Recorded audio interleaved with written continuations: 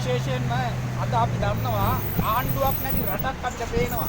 පහුගිය 18 වෙනිදා මේ රටේ මුහුදු තීරය ඉලක්ක කරගෙන නානාවිධ සංවිධාන වලට එකතු වෙලා පුළුවන්කම තියෙනවා විදේශිකයන්ට තහනම් කරන්නත්, ඒ වගේම මේ රටේ ලෝකෙත් තහනම් වෙච්ච ත්‍රස්තවාදී සංවිධාන අත්වල බැඳගන්න පලස්තීන නිදහස් ව්‍යාපාරයේ සභාපති, ඒ වගේම හිටපු පාර්ලිමේන්තු මන්ත්‍රී සුමන්දිරනුත් එකතු වෙලා තමන්ගේ ගජමිතුරු සංධානයක් නිර්මාණය කරන්නේ ත්‍රස්තවාදයේ අත්වල බැඳගත් බව සනාථ කරන තැනකයි.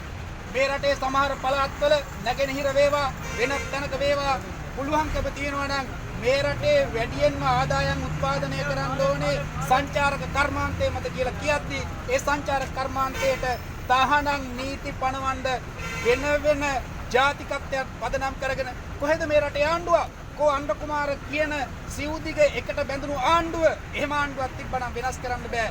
ඉතාම පැහැදිලිව අපි කියන්න කැමති දිගු කාලයක් තිස්සේ අපි නොබැඳි ප්‍රතිපත්ති අනුගමනය කරමින් ලෝකෙන් තෑගිගත් රටක්, ලෝකෙන් ගෞරවය දිනාගත් රටක්. ඒ ප්‍රතිපත්තියේ මත ලෝකයේ ඓතිහාසික පසුබිමේ අනන්‍යතාවයන් දිනාගත් අපි මේ රට අද කුමක් කරමින්ද ඉන්නේ? පාකිස්තාන් ඉන්දු ගැටලුව ආපුවාම පාකිස්තානේ පැත්ත ගන්නවා. තවත් රටක් එක්ක ප්‍රශ්නයක් ඇති වුනහම එක පැත්තක හිට ගන්නවා.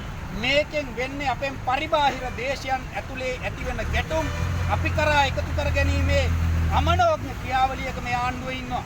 ඒ නිසා මේ අර මූලිකව සඳහන් කෙරුවා වගේම අපේ රටෙන් පරිබාහිරව විදේශ රටවල් වල ඉඳගෙන රැකී ආරක්ෂා කරමින් අනන්ත දුක් විඳමින් විදේශ මිනිමේ මේ රටට ගේන අදත් මේ රටේ මේ ගමන් කරන වෙළඳපොළ තත්ත්වයේ යන්තම් හෝ රැකලා දෙන අපේ රටේ ශ්‍රමිකයන්ගේ අනාගතේ නෙවෙයි රටේ අනාගතේ මේ ආණ්ඩුව ඔට්ටුවල්ලා තියනවා කියන එක නෙවෙයි තාම පැහැදිලිව පේන්නේ.